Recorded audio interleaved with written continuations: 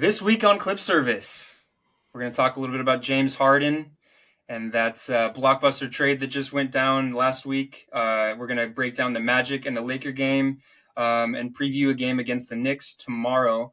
Talk a little bit about injuries and the players that have been out the last couple games. Without further ado, let's make it happen.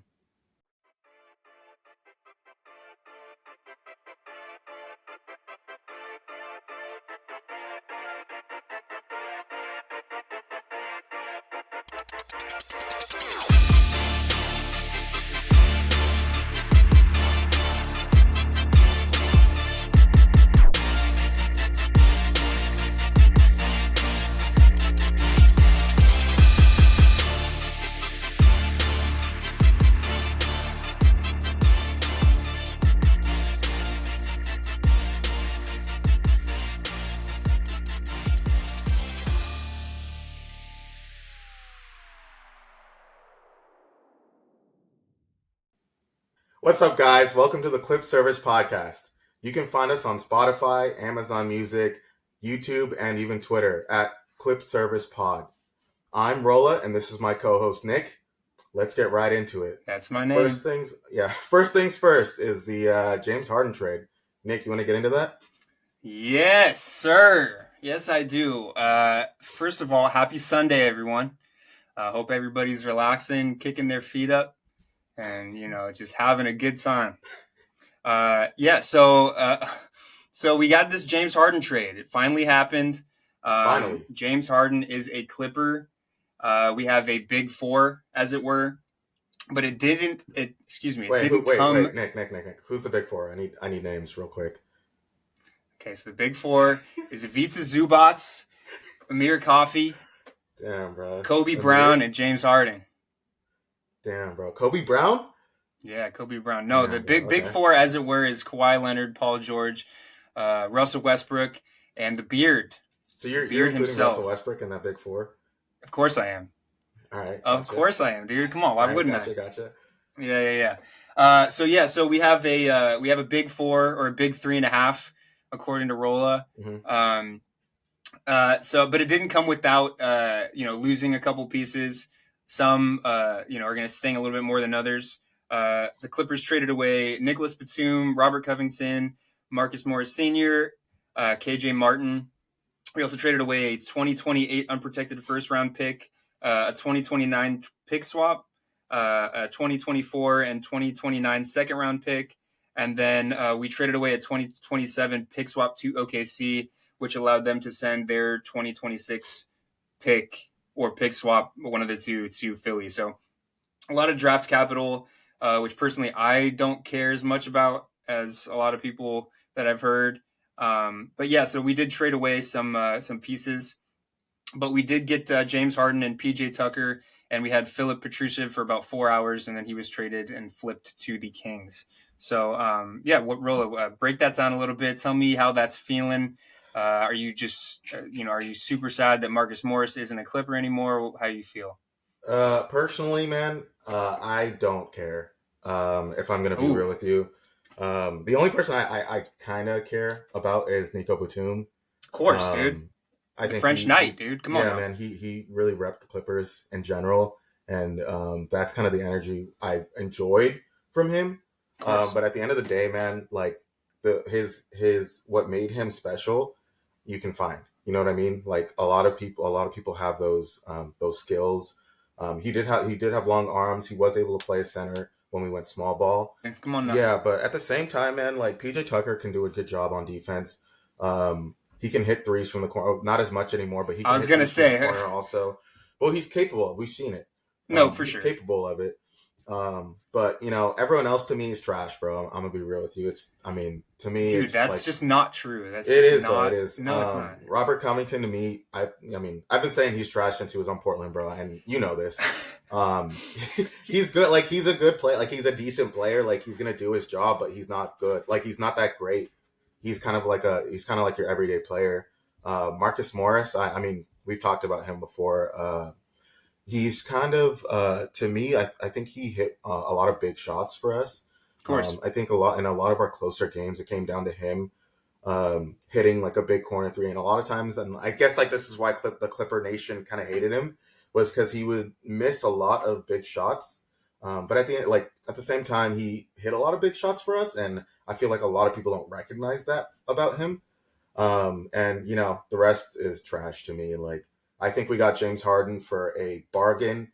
It's James freaking Harden, and like he's a what 2-time MVP, 2-time scoring or 3-time maybe 2-time assist leader. This dude is a Hall of Famer that we just got for some pick swaps and some picks and Nico Batum and like who the fuck like Robert Covington or Marcus Morris. So to me, it's not Dude, really that big of Rola's a deal, feeling some bro. type of way about these Bro, it's Clippers.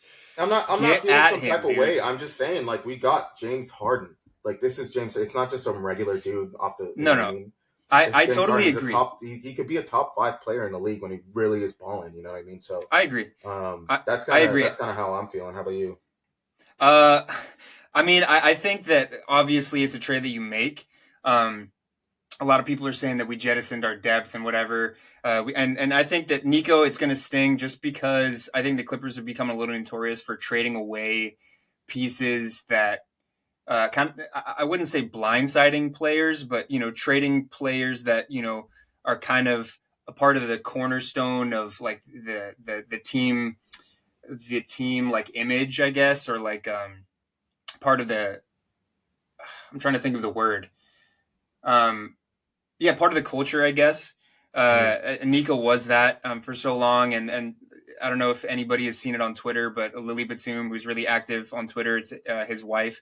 Um, she was saying that it is really hard having to move your kids out of schools, move them away from their friends. There was actually just a report that came out from SportsCenter, one of the media outlets, that said that Nico is actually he was considering retiring just because LA's home, and he doesn't know that he's been away from Philly the last couple of days, trying to decide what his next move is. Apparently now he's in Philly and he's decided that he's going to play it out, but Mm-hmm. just little things like that, that kind of hurts. Also with Rocco, Rocco was a absolutely like consummate professional when he wasn't getting any playing time at all last year. He was always jumping up off the I bench mean, and there's a cheering on it. reason, but go on. No, well, no, there's not though, because guess who was playing over him? It was Marcus Morris Senior, who Yeah, I think Marcus Morris Senior is significantly better, but no, he's not. He's simply not anymore. Mook had his time to shine, but Rocco, as it stands right now, is a much better player.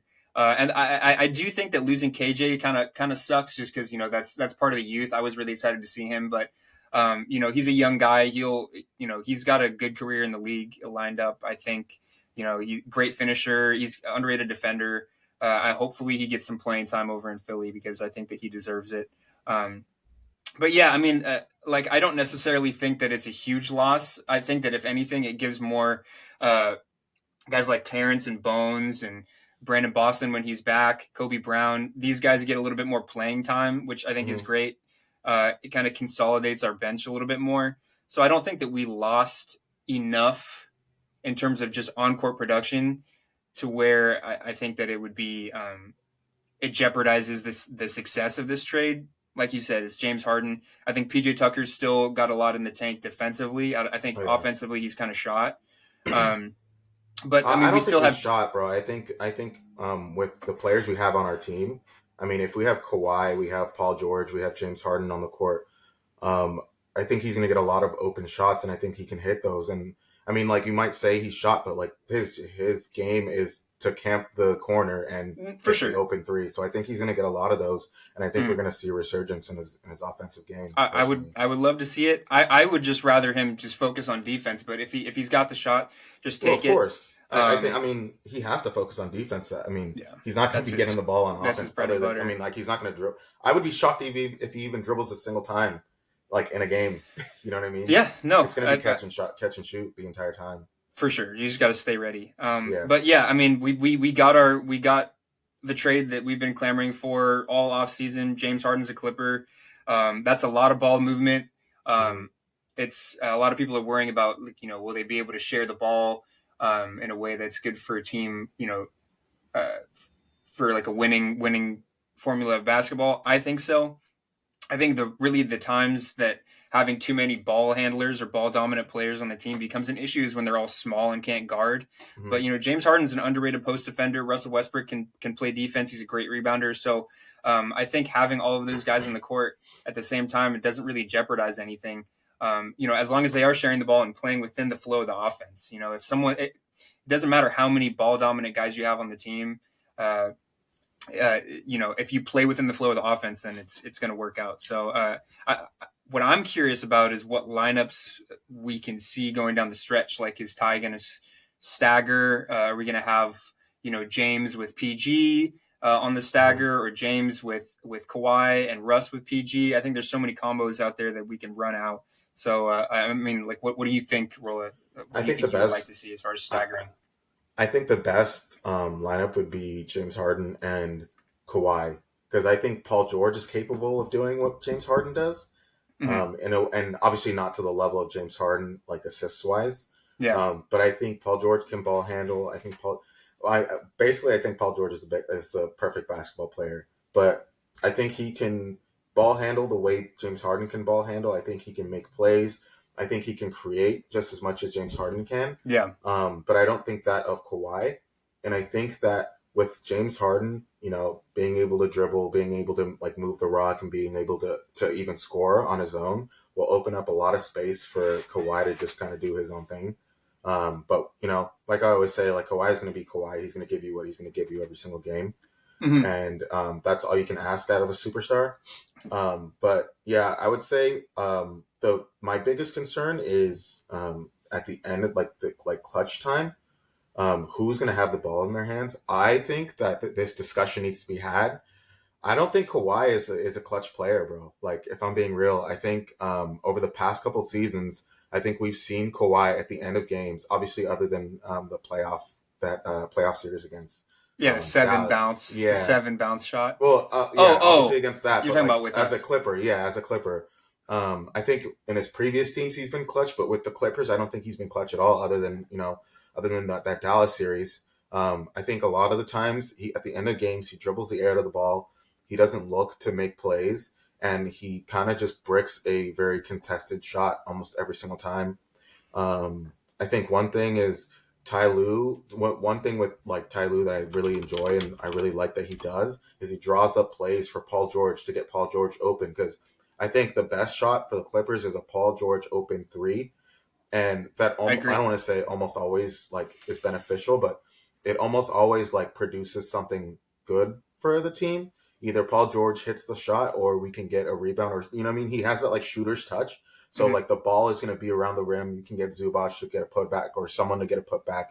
But I think Kawhi and like the way he shoots, it's kind of tough to to get like a putback or anything in that sense. So I think like kind of going off of that, if James Harden and Kawhi were in to end the game, and kind of a play was drawn up for those two, or like for just Paul George to get an open three, I think we have more options at the end of games.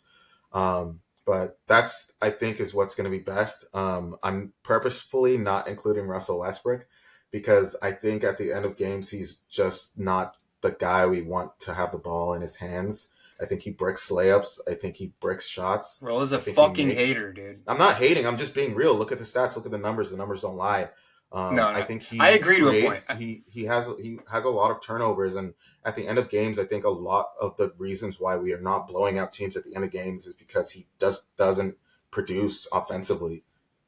But Yeah, the yeah, I shots that he mean, takes are typically more difficult, right? He goes into the teeth of the defense and stuff, and he does have a tendency to turn things over. And I think, like I've touched on before, I think it's because he wants to do so much that sometimes he mhm. he does too much.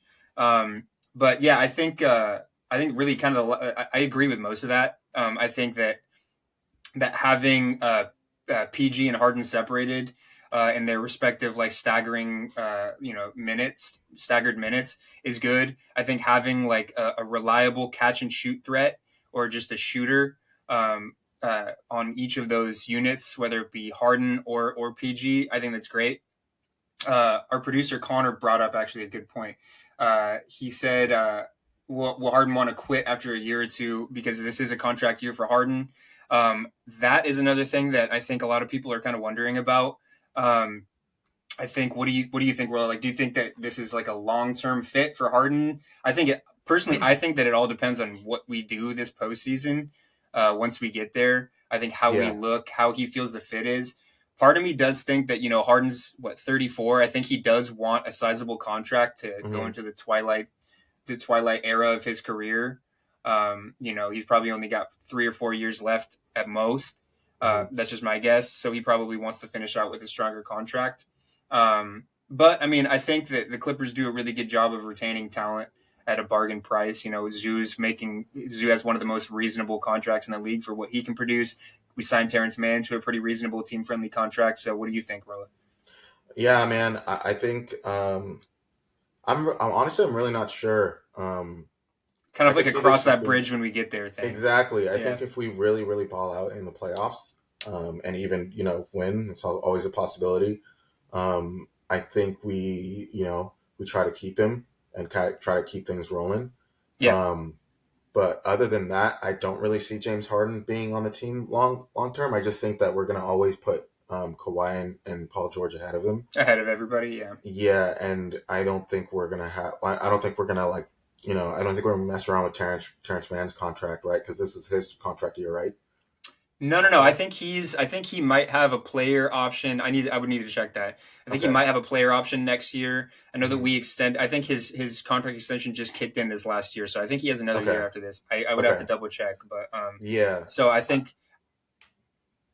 it's gonna be tough. Like I think, Sorry, go ahead. I think it's gonna be tough at the end of the day to keep all three of them.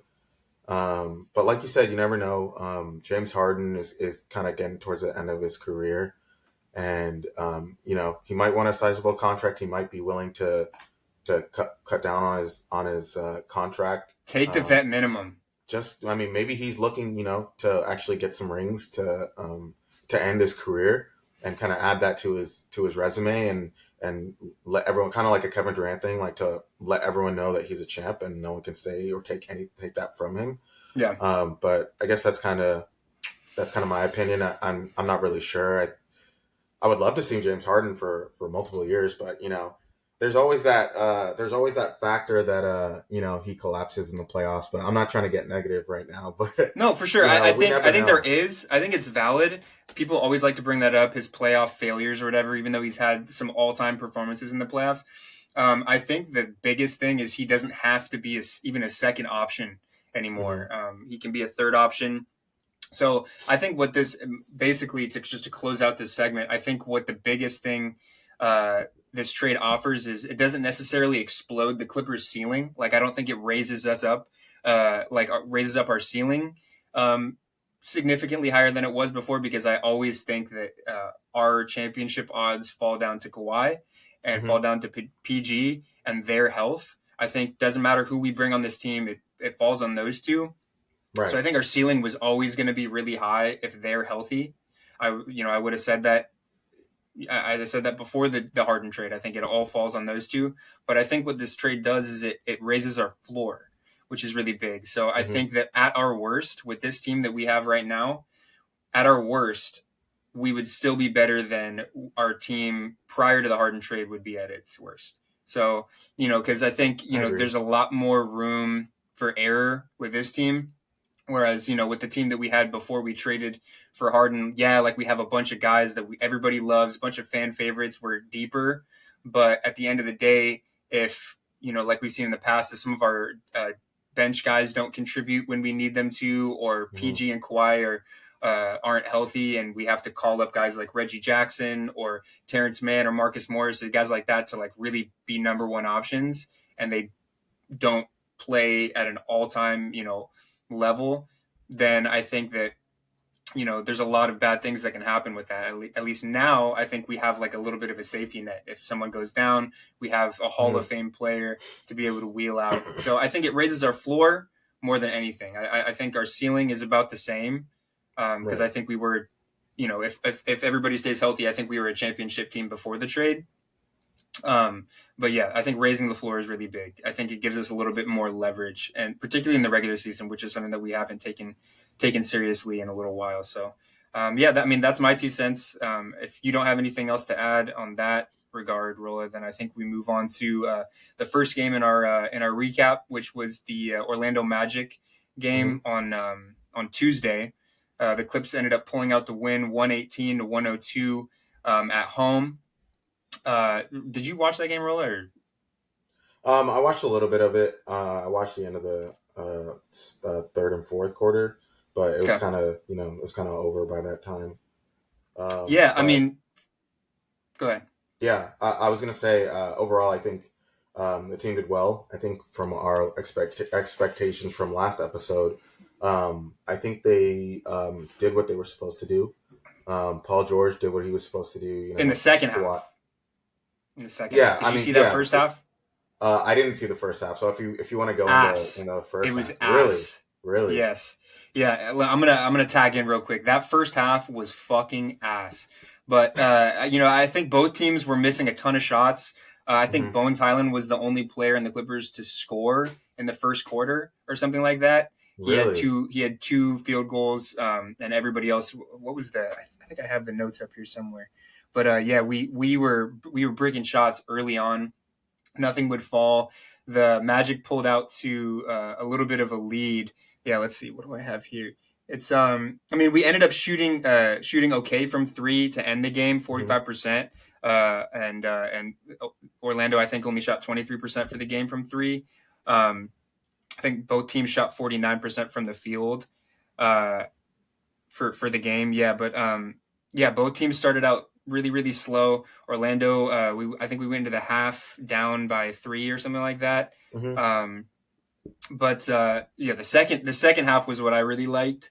Significantly PG better. ended up finishing the game with 27 points. He was 6 for 9 from three. He added 7 assists, 7 rebounds with 2 steals. I liked what I saw from Russ. Aside from 3 turnovers and 4 fouls, he had 18 points, 6 rebounds, seven assists, and he had 5 steals too, which was really big. Yeah, that's crazy.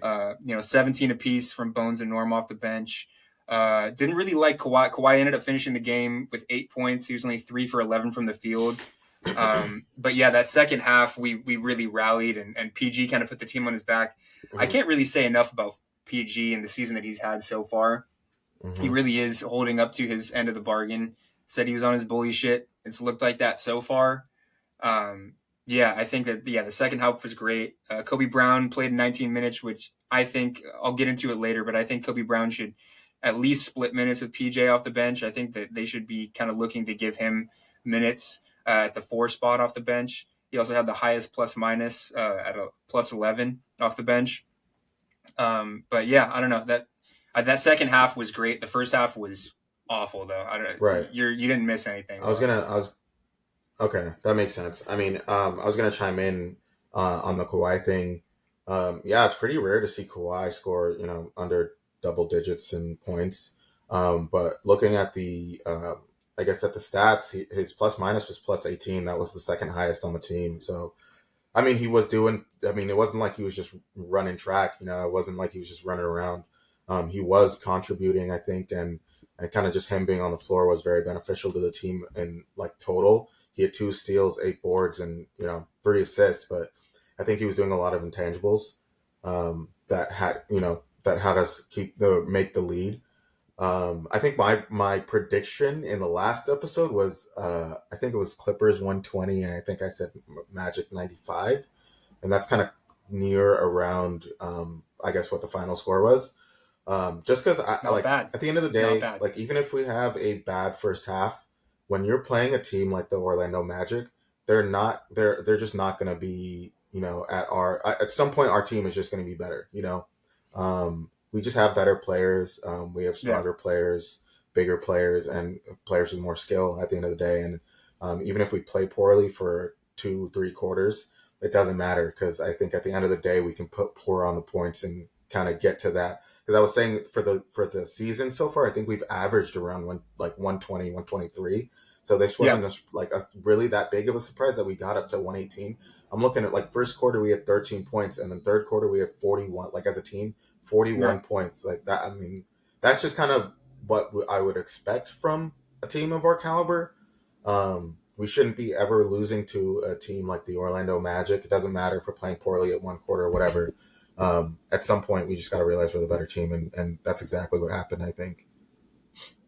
Yeah, no, I agree. I think with the Magic, that's one team that kind of ends up giving us trouble, or it has in the past. Mm-hmm. I think Franz Wagner's playing at an elite level this year. He's really, really good. They have players that really play hard. Jalen Suggs, I think, is still has a lot to prove as far as like being a legitimate starter or rotation player in this league, and he's playing like Mm-hmm. it so far. His offense still hasn't come around. Um, to the level that it was when he was at Gonzaga. I think that's where he played. But I yeah, think he I played think that UCLA. Oh no, it was Gonzaga. I think. yeah, I think it was because he hit Yeah, that half court shot in yeah, the that was tournament against UCLA, for the right? win. Yeah, something like that. Right. But he's probably their best defender, if not one of their best defenders. He can get big stops. They have the talent. Fultz is having like a career resurgence. Wendell Carter's super underrated. Paolo is showing that he's really a three-level scorer. But I think the thing that I liked, kind of to piggyback off that, is none of their starters had more than 15 points. We held their starters to a modest point total, and we got them out of it. Obviously they had the lead going into the half, but we put them away in the third quarter, and we kind of ran away with it from that point on. So I think with the team like the Magic, if you give them hope and you give them that spark of hope to get the Mm-hmm. win, they can do what they did to the Lakers yesterday, and it ended up I think blowing out the Lakers, winning by 19 or something like that, and they looked really good. So I think that we did a good job of, taking control of the game and putting them away in that second half. Mm-hmm. Really, really, I think the only player with the positive plus minus was Franz Wagner in that starting lineup. So we really did shut them down, and I think that's important for a team like that. Like you said, we should be winning those games. Uh, Mm-hmm. Basically, what I'm saying is the Orlando Magic fucking suck. Damn. I mean, I agree. Yeah. Um, No, no, no. that's They're it. good. They're That's good. it. But that's the thing with last year's. We didn't take teams like that seriously, and we let them come back and take the lead on us and run with the lead a little bit. So we did a Mm-hmm. good job of putting them away, and that I think that contributes to why we were able to get that final score the way it was. But yeah, I think we should move on to the Laker Mm-hmm. game on Wednesday. It was the second night of a back to back. Big game. We had already at that point we had already made the trade for Harden, so we were down a lot of depth, and we didn't have Harden. PJ Tucker was actually able to play, so he played a little bit. We'll talk about that a little bit more as we go on. But Rola, what was your takeaway from that Laker game? Yeah, this was a big game, man. A lot of a lot of shit talking from both sides. I mean, we're both LA teams, so a lot of fans, like to shit talk, especially when it comes to a Laker Clippers game. But I think overall the team played really well. I think we gotta always give an applaud to Paul George, man. He is really an incredible player when he is Also, really real quick, focused. sorry for Yeah, the Clips ended up losing that one in overtime, 125, yeah, 130. For those of you that didn't yeah, know, it was a yeah. great game So though. it was a fantastic game. I really enjoyed it. And like God, I I was fucking saying, hate the Lakers. It sucks to lose the Lakers, but no, it sucks. Honestly, it really does suck. But I like this wasn't a game where I was like bummed that we lost. It was one of those yeah, games where I think we showed that we were obviously better. Um, Paul George, I mean, plus 22. This dude is incredible. If you watch the game, that like for the fans that watch the game, this dude he's unstoppable. I mean, the only way he was stopped was because he made just some stupid fouls and fouled out. yeah, down But the towards stretch the end of the towards particularly. the end of the game, like the entire game, really, this dude was balling out. They couldn't guard him. They couldn't keep track of him. He's everywhere. He's getting boards. He's dropping 35 points. This is 35 points without overtime, right? Because he fouled out before Yeah, overtime or before overtime. So he dropped 35 points before overtime. He was plus 22. The whole team was rallying behind him, and he was yeah, he kind had of that 20 guy. points in the fourth Yeah, and 11 of for a 20 16, piece very lead. efficient game. Kawhi had 38 points out, and he dropped 15 of 28. So I guess like comparing the two, for Paul George to score only 3 points less than Kawhi just shows how focused Paul George was during this game. I think he's got to do a better job at not fouling like that. For me, Yeah, that killed I think us. it's unacceptable for him to foul. Like he's like reaching fouls. It's just unacceptable to me. Um, but yeah, overall, from our top two players, Kawhi and Paul George, great game. Kawhi, he was missing a lot, but I think down the stretch when Paul George fouled out overtime, he kind of put the team on his back and Yeah. started to pile on some more points. Russell Westbrook was Russell Westbrook. 11 boards, 8 assists, 24 points. But one thing really obviously didn't appreciate was the six The six turnovers, turnovers. Yeah. and they were not It's like always the turnovers. turnovers for Rola, huh? I mean, it is because if he's our starting point guard, and point guards, they're not supposed to be turning the ball over. I mean, look at someone like Chris Paul; he rarely turns the ball over. So Yeah, but it's Chris just Paul is a different animal. but like that's the thing. He's supposed to be, an MVP caliber type player. Has Chris Paul ever won an MVP? That's what I'm trying to say. Like when I compare him, when I put him on that pedestal, he's not the guy. Like he's not the guy. He And had at the end of the 24 points, bro. But the thing is like I don't care. I don't care about the 24 points. I care like at the end of the game, can you be a point guard? Can you hold the ball? Can you make good decisions? Can you pass the ball off to Kawhi? Can you not lose the game for us, basically? Like the dude is breaking open layups. The dude is turning the ball over at the end of the games, and they're scoring off of it. And then that's like I'm thinking if our starting point guard, who is playing 44 minutes, cuts his turnovers from 6 to 3 turnovers, we win that game. Am I crazy to think that? That's No, just me. I just don't think Russell Westbrook is that guy for us. I think when James Harden comes in, I think he needs to take literally almost all the minutes Russell Westbrook takes. That's just how I feel. Um, I mean that like overall tell it's me a how good you game. feel, Rola. Tell me Bro, how that's you feel. overall it's a good game. Funny thing is I saw on Twitter there was a comment because PJ Tucker, I think he was on the team for what, like one day, and he played this game, and Dude, yeah. on Twitter they were saying he didn't know any plays, he didn't know anything, he just came in to get fouls and leave. Dude, That I was his don't only know. job. PJ Tucker to me is one of the most unintentionally funny dudes. Just watching him play defense, he's so physical and he's Yeah, like just getting up into everybody and dude, like he's just so demonstrative with the way yeah. he plays defense. And I don't know. I He thought he did truly an is okay funny. job on D. He But did yeah, an okay job, but he was he had a like, goose egg though. yeah, 0 points, minus 15 plus minus. He got 5 boards, which is cool, but he really did nothing the game. But honestly, like applaud him for even like stepping out on that court Staying because he ready, really yeah. didn't have to. Yeah, he really didn't have Dude, to. PJ Tucker, bro. But overall, a good game, very enjoyable. Down the stretch, for me, very frustrating watching Russell Westbrook turn the ball. I don't know how many turnovers he had at the end of the game. I just 6. remember he had. Wait, sorry, what'd you say? He had 6. No. Sorry. I meant how many turnovers he had in the fourth quarter. I Oh, think yeah, I he don't know. had like, or maybe like fourth quarter overtime. I think he had probably like 3. He had one big one where you look at the video and it looked like he may have been tripped by LeBron. I think he might have just slipped up. Um, that was a pretty costly turnover. I can't remember if that was in overtime or in the fourth, but they took. I think the Lakers took it the other way and scored. Ended up scoring. Mm-hmm. Um, but yeah, I mean, like obviously, Russell Westbrook is going to come with his, downside. One of which being, he does turn the ball over a little bit. But A contrary to lot, what you said, a contrary lot. to what you were saying, I think that a point guard or any dominant ball handler or anybody that's going to have the ball in their hands, they are going to turn the ball over. Really, the only exception that I can think of is Chris Paul, and he's had the highest player efficiency But I don't rating think so, like in man. NBA I think, history for like the longest time.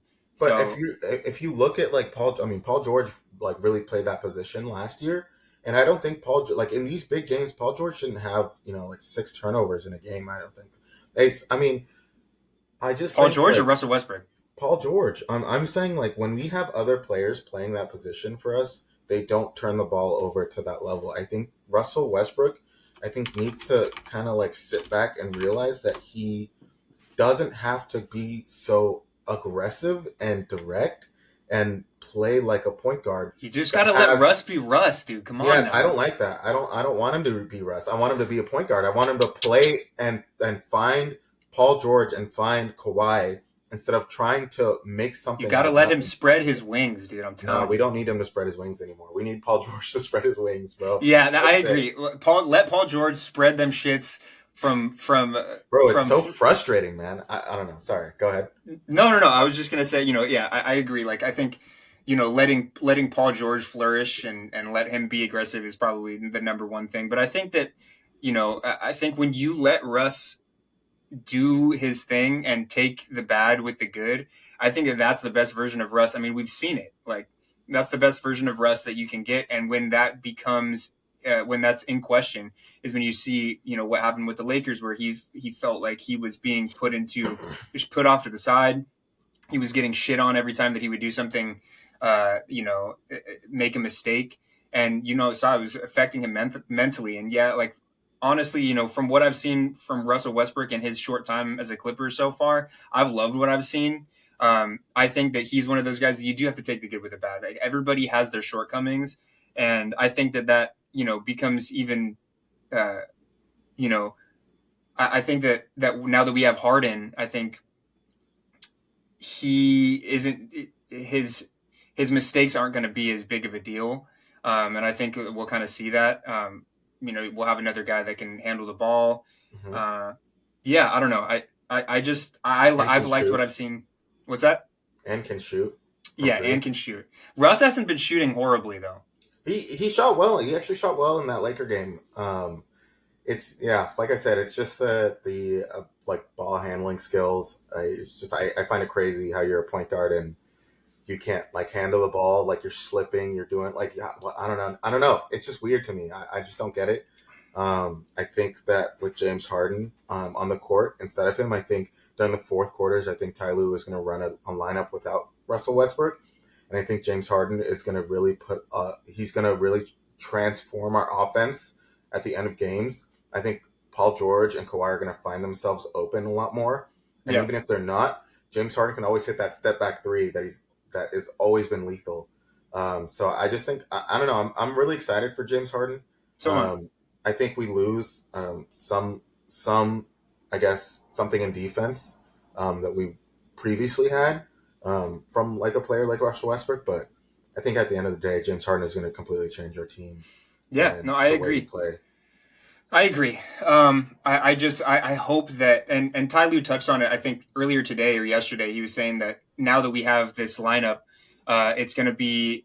He had a conversation with all of the big four or whatever, and said that sacrifice is going to have to be kind of a name of the game. We're going to have to Hmm. sacrifice in certain areas of the game, and I think that if everybody can buy into that, including Russ, because I do think that if Harden's minutes are going to eat into anybody's in that starting lineup, it's obviously going to be Russ.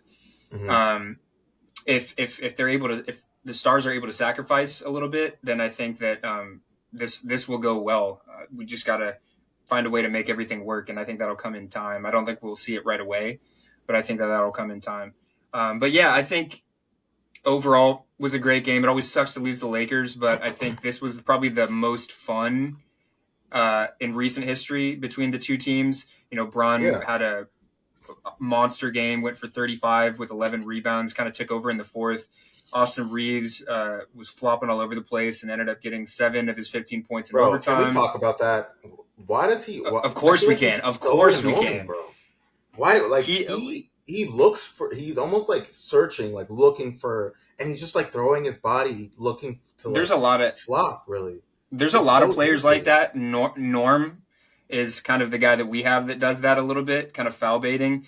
I like Reeves as a player. I do. I think that he's kind of one of those guys similar to Terrence Mann, where he offers a little bit of Mm-hmm. everything. He's not going to make a ton of mistakes. He's a really cerebral player. I think a lot of people don't give him enough credit for that. Mm-hmm. I think he's an underrated passer. He's not going to miss assignments on defense. He can shoot. He can shoot when he's got it going. He can hit the three. Mm-hmm. And he's got an underrated mid range game, pretty good footwork. But yeah, I don't know. I think that his game, uh, is elevated so much by his ability to get to the line. And you kind of see it when he's not able to get to the line or he doesn't get those calls. You see that his game kind of diminishes a little bit and he's Mhm. doesn't feel as comfortable. So yeah, I mean, overall, Reeves is really frustrating to watch for me, just as someone that doesn't really like the Lakers, and uh, that's pretty much the big reason why. Um, but he there's no denying that he had a good game. He's a solid player, Mhm. and he does love getting to the line. But yeah, D'Lo and 80 had 27 each. Uh, as far as our guys go, the Paul George, Kawhi, and Russ trio all chipped in. Norm had 12 off the bench. One other thing that I really didn't like, that wasn't isolated to necessarily this game, has kind of been a theme throughout the season, Mhm. is our big man rotation was really kind of getting pounded in the paint. And Zoo, there were so many times. That's okay. Talk about frustrations. Zoo is a very good player for the amount of money that he gets paid. I think he's a perfectly fine starting role player, Mhm. or starting player, starting center. But one thing that frustrates me so much with Zoo is he will have the rebound, he'll basically have it, Uh-huh. and then he'll take a little bit of contact and he starts playing fucking patty cake with the ball, dude. He'll have his palms on the ball going up for a rebound, and somehow that shit will fly over his head and end up in the opposing team's hands. He doesn't. He has a hard time with securing rebounds, Yeah. I think. And I think part of that is he doesn't necessarily feel comfortable taking contact. Like, he'll go up for a rebound, he'll have it, he's in position, and he'll get bumped a little bit out of his spot, and he'll flail his arms up and kind of give up on the play. And I saw that a lot down the stretch. Um, the Lakers out rebounded us 51-46, which isn't particularly egregious, but Mhm. man, dude, watching some of those rebound attempts by Zoo, uh, Yeah. it seemed like so much more. Um, I think that was where we lost the game for the most part. They also had 8 more blocks than us. It was 9-1 block disparity. But yeah, the interior defense and the rebounds killed us because we outshot them from 41% to 34. They Mhm. did beat us pretty significantly in fast break points, 23-9, but I think that was partially due to some turnovers down the stretch. But I think that if Mhm. we just secured a couple more rebounds, where it's kind of the eye test thing. I can't explain it based on the stats, but there were so many times, particularly down the stretch, where Zoo or Plumlee would be in position for a rebound, and then somehow it just ended up in like Cam Reddish's hands, and I'm like, how did that happen? Like, how does that Yeah. happen? So I think that we have 1 through 4 locked in the starting lineup. I think Mhm. Zoo needs to make sure that he plays his role to perfection, and I think the biggest part of that is securing rebounds and attacking the glass with the ferocity, to where he's at least getting close to 10 rebounds a game. Yeah. I mean, And because that could be a make or break, especially against teams like the one we're about to play tomorrow, where you have a strong force on the glass. I think the Knicks are second in the league in rebounds per game. Zoo needs to step into that role and make sure that he secures those rebounds, and that was the biggest thing for me that game. That and foul trouble. Zoo ended up having finishing the game with 5 fouls, and I think that was part of the reason why he wasn't as aggressive, was because he was mhm. playing in foul trouble. But he's got to But use all those fouls, man. He's he's like got to use all those he's fouls if it he's playing secures against us. Anthony Davis, who's Exactly. If the if it's softest player secure, in the league. So yeah, I mean, you got to use yeah, all those fouls, bump him off. I think exactly. If it that's secures one us thing he 4 more doesn't. extra rebounds, Yeah. you gotta attack hard. And if it means fouling out, then you foul out. But you Hmm. got us 4 extra rebounds, and that won us the game. Like, that's the way that I Yeah. approach those kind of things. So that was my biggest bugaboo for that game. But overall, it was a really fun game. The Lakers played their asses off. It always seems to be a really, really good game. The last couple of years between these two teams, but this one was probably one of my favorites, even though it was a loss. It was just elite contributions from all the top end talent on both teams. Um, but yeah, I think that's pretty much it for the Laker recap. And we kind of want to get into the preview for tomorrow's game. We're going to be playing the New York Knicks tomorrow. What time is that game? I need to check. Uh, I'm not sure, 4:30. but I believe it's at 4:30. 4:30. Anyway, it's the first game of our, I think, 3-game road trip. Play the New York Knicks tomorrow in the Garden. James Harden, from every indication that I've heard, should be available. So we'll have him and PJ Tucker a part of the team. Just right off the bat, Rola, what are you looking for in that game? I think one thing for me that stands out is uh, like kind of what I was saying with Zoo. The Knicks are last in the league in offense. I think points scored, Mhm. but they are second in the league in rebounding. So we got to keep those guys off the glass. What do you think we need to work on in this game? So uh, I'm looking at this game kind of similarly to the Orlando Magic. I just don't think the Knicks are on our level. I think they're That's pretty fair. far from our level, if I'm going to be real, especially with James Harden on the Knicks team. are trash. Rola lives in New But, York, and he's saying the Knicks are trash. So if you see him yeah, yeah, just beat my walking down ass. the street, yeah, you got to beat his ass. No, for real. I just think that the Knicks are just not on our level. Like I'm being real. I'm expecting a great performance from Paul George. I'm expecting him to be aggressive. I'm expecting him to get to the line. I'm expecting him to, pour on the points. Kawhi's going to do it. Like I always say, Kawhi's going to do what he's going to do. But I think the number one thing about the Knicks is they. Well, I gotta say, it's Julius Randle. I just don't think he's that good. I think he's been playing really poorly recently. So I think we got to keep that trend going in our game and have him kind of like brick shots, make him take hard shots, make him miss. And I think that the game is gonna should be over by the third quarter. I'm expecting James Harden to play. Like you said, I think everyone is expecting James Harden to play. And I think James Harden is going to eat this. I think he's going to cook, and I think he's going to eat this game, bro. Because I think James this is Harden's where, gonna eat, bro. He's gonna yeah, check out and at halftime, go to the concession yeah, stand. bro, He's he's gonna, gonna, yeah, he's gonna get some nachos, bro, and yeah, nacho cheese, bro. yes, But sir. no, for real, I think James Harden's gonna eat. I think he's gonna really be motivated to show what he is all about. This will be the first time he's played with like superstars since. Has he ever really played with another superstar?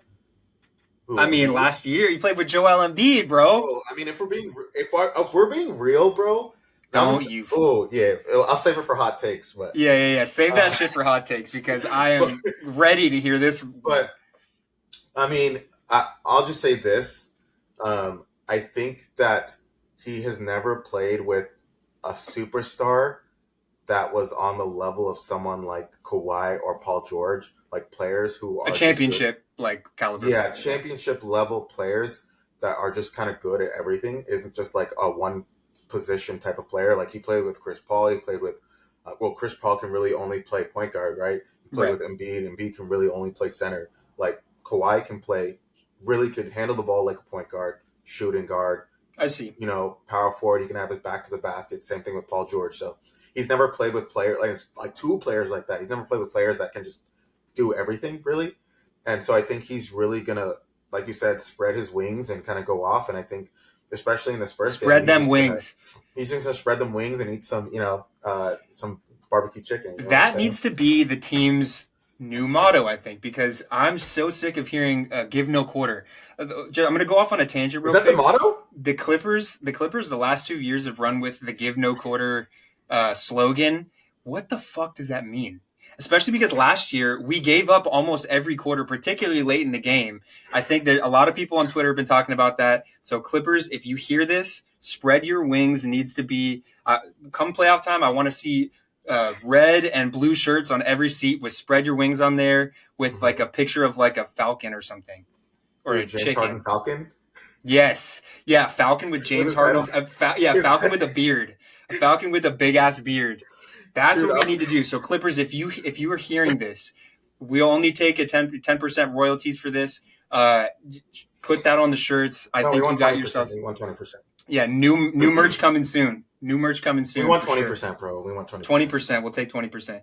But yeah, no, Um, I think yeah. Continue. Sorry. I'm excited. No, I was just gonna say I'm excited to get one of those beards, dude. You know what the fans wear? What I mean? The Yeah, Rockets fans. those things are probably itchy, dude. They're Those things super, are but I probably mean, itchy as hell. it's funny. Yeah. I'm just happy to have James Harden on the team, dude. I am. I I, think I he's am gonna too, ball. and that's what I'm going to be looking for the most.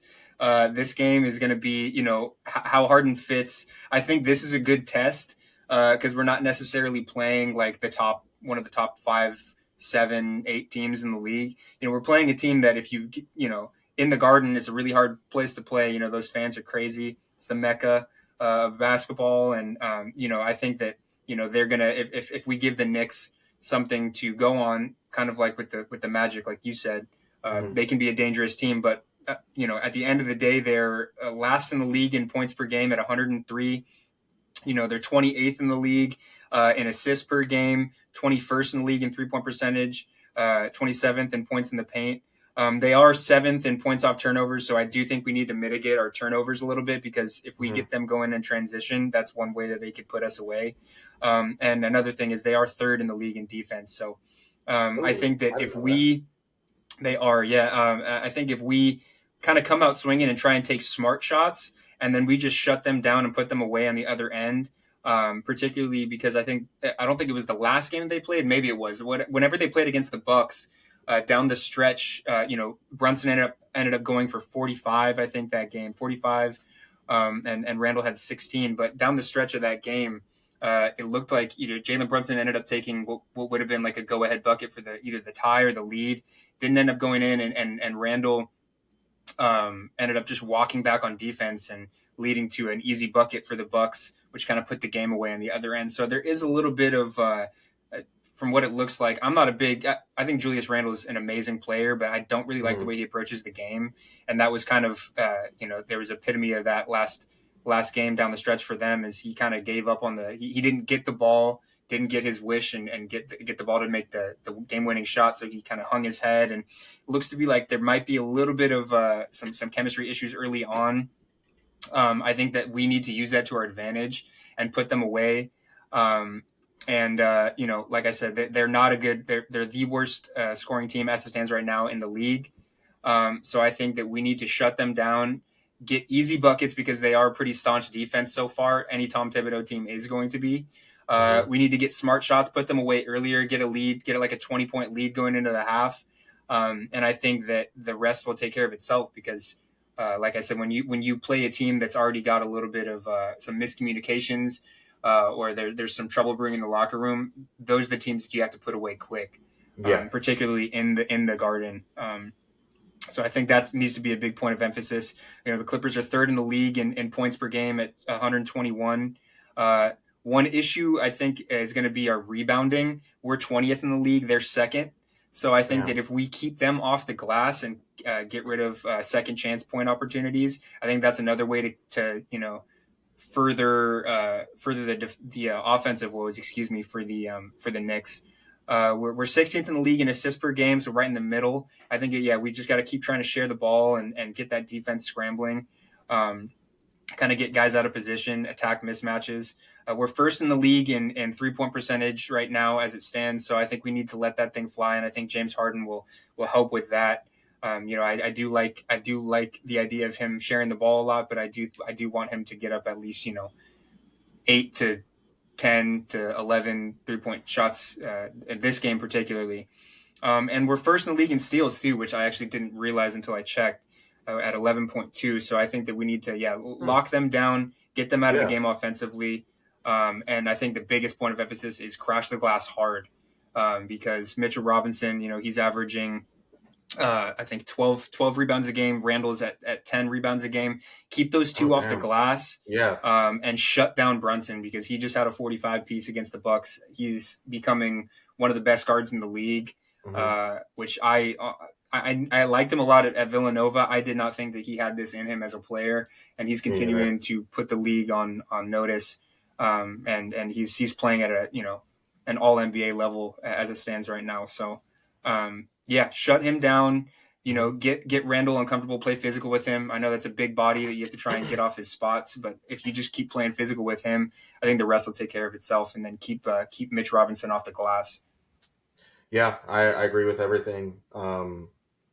Yeah, I mean, I think we need to attack getting rebounds and boards as a committee almost. I Yeah, think when we do that, and especially if we have, Zoo's going to be playing hot potato with the ball, yeah, bro. I mean, down the thing is, stretch. it's like we have tall players. I mean, what Paul George is like 6'9", Kawhi is like 6'7", 6'8". So we have tall players that can Hmm. get boards. So it's kind of just like a committee type of thing where everyone's got to chase boards. It can't just be Zoo fighting with everyone with Julius Randle, Mitchell Robinson. trying to get boards. Everyone's got to kind of pitch in, and I mean that's one thing Russell Westbrook is good at too is kind of getting boards from that guard spot that a lot of guards don't give you. But yeah, overall, I mean, like I said, I'm expecting a dub. I think my prediction for score would probably be. I'm thinking it'll be close in the third quarter, but I think that we'll shut them out in the fourth quarter. Um, I'm thinking it's gonna be. I'm thinking 120, 126 to 115. What about you? That's fair. That's fair. I'm thinking that we probably end up putting them away in the second half if we come out strong. I think that you know, if we can make ourselves at least a presence on the glass, and if Mm-hmm. we can minimize turnovers and just give them less of a chance to score off of those live ball turnovers, then I think we put them away by halftime, and we end up winning by something a little bit better. I think maybe 105. My guess is 105 to 122.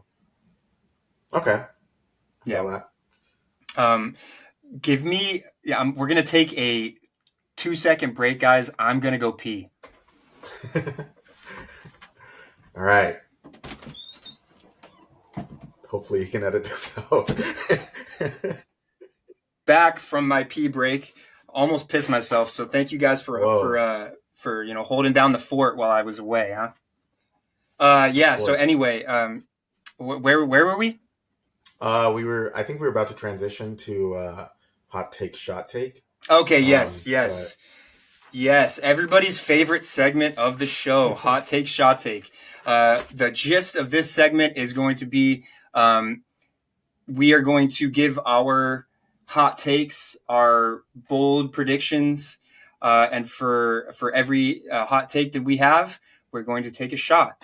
Mhm. Rola, I don't think has any liquor at his house, so Nope. he's going to take a shot of soy sauce. Damn, Is what I've heard. It's the word on the street. that is the So word on the Rola, street. you start us out. You All start right, us out. let me grab I'll finish up. some I'm saying some soy sauce really quick. Yeah, grab some. You know what I'm saying? Soy sauce. Uh, Hello, everybody. While Rola's grabbing his soy sauce, I'm going to get off a nice little hot take. We're going with the Maker's Mark again. That should be good, right? What do we think, Clipper Nation? Let us know in the comments below. Um, my hot take is that Ivica Zubats will be traded before the deadline. That is my hot take. Ivica Zubats will not be a Clipper. That's your hot take? Yes, that's my hot take. What? That's not even hot, bro. Why is that not hot? Because he's trashed.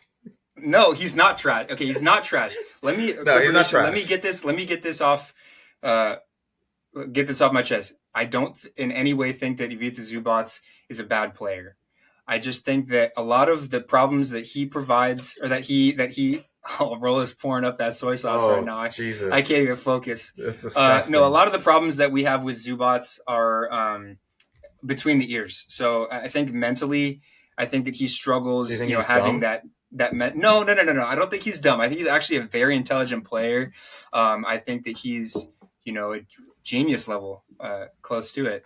But I think that it's the attitude, it's the approach to the game. Sometimes I think that he doesn't want it enough, and I think when your role is so uh, not I don't want to say simple, but when your role is really just to finish strong and get rebounds and block shots at the rim, I think that you need to do everything you can, especially when you have all these all time players, Hall of Fame level players are around you. You need to focus on your job, your role, and do the best that you can. And I think that sometimes he doesn't provide that, and I think that it's not necessarily about his physical profile or his size or anything. He's got good touch around the rim. We've seen it, but Mm-hmm.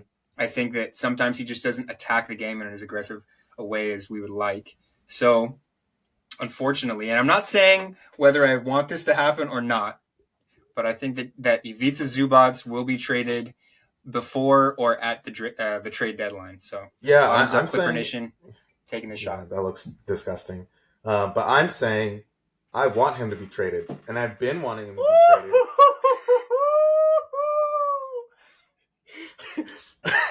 I've been wanting him. How was that shot? Sorry, Clipper Nation. I just that one burned a little bit.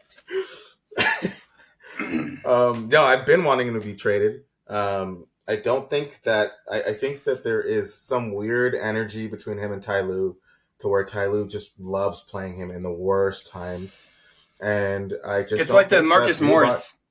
Yeah, I just don't think that Zubac is really that good. At the end of the day, I think he's very replaceable, and I think we act like he's not.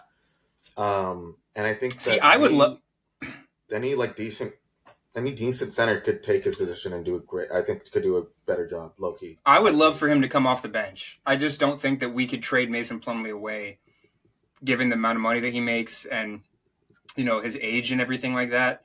I would, in a perfect world, I would love to say that Zoo replaces Plumlee off the bench and we get a better center. But I don't know. I just don't think that would happen. I think there's a lot of teams that would like to have Ivica Zubac. Particularly, I think he only makes like $12 million a year, something like that. Like he's on a really great contract for how good he is when he wants to be.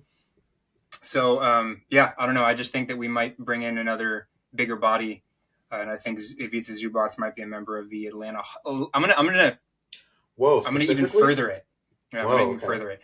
I think that Clint Capella will be a Los Angeles Clipper before or at the trade deadline, and Ivica Zubac will be a Atlanta Hawk. Well, what else can we trade? Norm and Zoo for Clint Capella and DeAndre Hunter. Okay. Yes. I think that's extremely unrealistic. But who cares? We can all agree. It's a gut feeling. Now drink that soy sauce. All right. Well, here's my soy sauce. My hot. Let's see it. Let's see it, Rola. Let's see it. Well, I gotta give my hot take first. Damn, why are you so excited, bro? Yeah, I'm excited, dude. Come on, let me speak my truth, bro. I think my hot take is not a Clipper hot take, and this is kind of going off what I was. It's a life hot take. It's a life hot take. Now, it's a hot take about a certain someone on the 76ers. My hot take is I don't think that Joel Embiid will ever win a championship. I don't think he is the type of player. I don't think he's the type of what's the word I'm looking for? Archetype. I don't think he's I just don't think he can win a championship. He doesn't have the right build. Yeah, no. That also, I just don't. I think he's kind of overweight. I think he moves too slow. Rola's fat shaming here on Clip Service. Bro, I'm not even fat shaming. He's a professional athlete. His job is to be in shape, bro. Like, what you mean? Of course I'm gonna. It's like fat shaming. It's like fat shaming. What are they called? Trainers. Just take your soy sauce. No, wait. Just give me 2 seconds. Let me finish my hot take. God damn. Okay. Yeah, I just don't think he is the right build. I don't think he moves quick enough. I don't think he assists. Like, if we're looking at a center, the perfect center for today's game is Jokic, right? I don't think he's a generational talent. No, but that's the thing. Like, I think you have to be like that type of person, that type of player, to be the best player on a team and be a center. You know what I mean? I think you got to play make for your team. You got to be able to hit threes. You got to be able to hit post moves. You got to dominate the boards. You basically have to do everything. And I don't think Joel Embiid does everything. And I think people act like he does, which is why he got the MVP. It was kind of like a pity MVP. But I think regular season, he's going to go off all the time. But I think during the playoffs, he's just going to get torched. He's going to get torched by any team that has a player that can do everything. Like the Clippers, we have Paul George that can do everything. Our issue is the dude is injured every year. You know what I mean? Like, you look at the Nuggets, the Jokic can do everything. They got Jamal Murray, who can do everything also. So they got two guys like that. We also have two guys like that. The issue is they're both injured every year. Yeah. So it's just like one of those things. I just don't think he's going to be that guy, but here we go. Here's finally. All right, down the hatch. Joel Embiid is never going to win a championship, but Rola is going to drink soy sauce right now. There it goes, down the hatch, ladies and gentlemen. Rola is not looking good. He is looking sick. He's doing a smacking noise with his mouth. How does that taste? It tastes like soy sauce, bro. It tastes salty. All right. Well, that has been Hot Take, Shot Take. The people's event. The people's segment. That's the word that I was looking for. God. So Zoo's going to be a Hawk. we would love for some other people to send in some hot takes that they We would would love love that. us to preach, We would love because that. I myself have a lot of hot takes. I feel like, and I honestly, can personally, attest. I don't think they're hot takes because I think they always are accurate and true, and they always come true. Just Okay, like Stephen A. I would say, 2 years ago when I was saying Zubac would never allow us to win a championship, everyone was saying it was a hot take. Now today, Nick Jacobs' hot take is all of a sudden Zubac is not going to be on the I'm team. not. The dude is not him, bro. Like, there's nothing else to say. 2 years ago, I saw he wasn't him. Now he's not All him, right, bro. listen. That's all I'm saying. Listen. But go on, go on. If Zoo comes off the bench, I'm totally fine with him staying on the team. I'm honestly fine with him staying on the team regardless because I think that he has the tools to be a good center. He has the tools to be a good center. He just Okay. needs to focus up mentally because we've seen. I just don't think he can. And it's not even that. I think even if he focused up mentally, he had all the mental aspects. I just don't think he can. I don't think he's him. I just don't think he can do it. He's I not just him. don't. No, I just don't think he has that. His body has that capability. That's just me. Right. Okay. That's Well, it. that's fair. There's Well, no other, and it sucks. Like, I mean, he's still a millionaire at the end of the day. He's still got money. He's still in the true. NBA, but Ivica he's Zubac just is a not millionaire, is in the NBA, multi. and will be a Hawk post trade deadline. Yeah, you got to say multi-millionaire. Multi-millionaire. Yeah, he doesn't just have $1 Generational million. wealth. Yeah, generational wealth. Like his parents, his kids, his wife, his grandparents, his grandchildren. They're all good. They're all good. Yes. They don't have. None of them have to work. Yes. But Finances. yeah. Yes. Sorry. Go off. Go on. So that has been Hot Take, Shot Take. We're getting a little crazy here. Yeah, a little crazy. It's the soy sauce that got me. It's the soy sauce. It's that time of the pod. We're running a Got little my over. head a little. You know what I'm saying? Exactly. Got my head a little crazy. So actually, our producer Connor just filled us in on some news. Just wanted to touch on this real quick. I guess it's just in that CJ McCollum was diagnosed with another collapsed lung.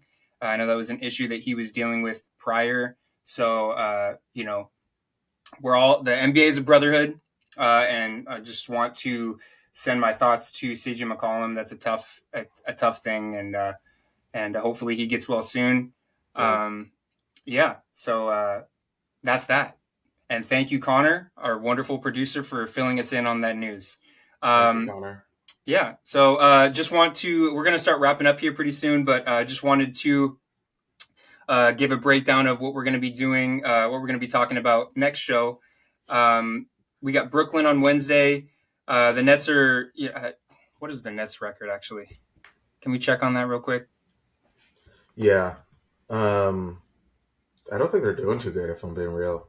At least from what I know. Mikal Bridges is a stud. Dorian Finney-Smith, who I would love to see on the Clippers, is playing pretty well. Claxton's been out, but they've had contributions from. They still have Dinwiddie. They have a pretty decent team. What was that, Connor? 3-3. Our producer Connor shouts out Connor again. Just let us know that they are 3-3. So we gotta stay ready for that one. That is going to be an away game. I think that Brooklyn has a ton of length, so we need to make sure that we are trying to minimize turnovers and make the smart passes because particularly Mikal Bridges is a defensive stud and he loves playing those passing lanes. So keep the turnovers to a minimum. And then we got Dallas on Friday, which is another away game. I think that's the last game of the road trip. I think Dallas is 4-1, or they were undefeated until they played the reigning champs, Denver Nuggets, the other day. But Luka's playing, as Luka always plays. He's playing at an elite level. They have Kyrie Irving. They added Grant Williams this offseason. So they do have a little bit. They have a little more depth there in the starting lineup. Derek Lively, their rookie from Duke, is playing at an elite level. Big body, rim catcher, super athletic. Reminds me a little bit of DeAndre Jordan, young DeAndre Jordan. We just need to do what we always do with the Dallas Mavericks and show them who their daddy is. I mean, we are their daddy. We're their father. So, they've never beat us in a series. So, you know what I'm saying? I think the biggest thing with the Mavericks to me is their defense, particularly the fact that their starting backcourt or their starting 1 through 3 aren't really defensive specialists. I don't know who I don't know who their third guy is, but Luka and Kyrie are defensive liabilities. So I think we just need to attack them and kind of set the tone. We've beat them before in the biggest stage, so I think we need to set the tone there, and we will talk Mhm. about those two games next episode, and then finally we'll probably be covering the game against the Grizzlies on Sunday at 12:30. We may be doing the episode after that game, so we might even just recap it. It'll either be a recap or a preview. But Mhm. Memphis is playing like shit. John Morant decided to, flash his gat on Instagram Live Yeah. again, Pull out the and nine. he's away from the team. And they did add Marcus Smart and Derrick Rose, but I don't know what's going on with Memphis. I didn't think that they would be They as were good as they crying the other were. day. Was that yesterday? What's that? They were crying the other day after their Yeah, loss. Was Marcus that Smart yesterday? was looked like he was getting emotional, and I get it. Marcus Smart came from the Celtics, who were always seemed to be in the playoff race Mhm. or contenders, and he wants to win more than anything. We know that about Marcus Smart. So I think that we need to use this losing streak against Memphis and make sure we come out of this road trip and finish at home with a dub. Mhm. So I honestly think we can go 3-0 in this trip. Uh, Maybe that's the maker's mark talking, but I think that we can do a sweep in these next three games. But we will see, and we will recap that. We will recap that on probably Sundays when we'll record it. We'll put it out on Monday. But yeah, I mean, here's to James Harden having hitting the ground running and having an impact on this team right away, like I believe that he will. I'm really excited, guys. I'm excited to see how this Harden fit goes. I'm excited to get Terrence Mann back when he does. As far as his injury news, I've Mhm. heard that there's no timetable, but he did practice Oh, recently. perfect.